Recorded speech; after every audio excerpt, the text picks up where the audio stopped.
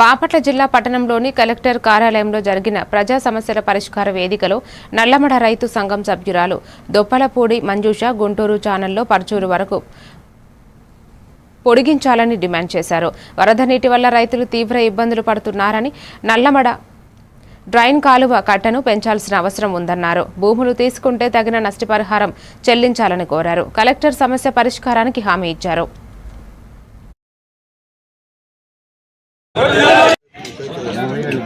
నమస్కారం అండి.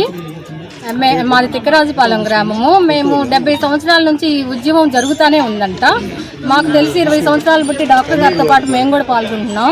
మా ఊరికి ఇంతవరకు మంచినీరు అంటే తెలియదు. అనాగరికంగా ఉన్నది మా ఊరు. మంచినీరు లేక చాలా కుటుంబాలు వలస వెళ్తున్నాయి. సాగునీరు లేక పంటలేమో పండట్లేదు. చాలా ఇబ్బందులు ఎదుర్కొంటున్నాం.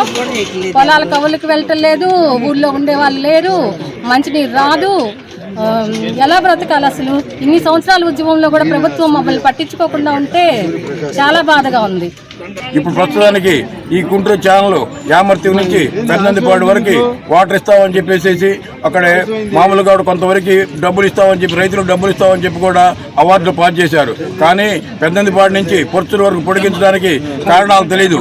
ఆ జిల్లాకి ఈ జిల్లాకి వివక్ష చూపిస్తున్నారు. గుంటూరు జిల్లా వాళ్ళకి ఇచ్చారు కానీ పొర్చూరు బాపట్ల జిల్లా వాళ్ళకి వివక్ష చూపిస్తున్నారు. ఆ వివక్ష తొలగాలి.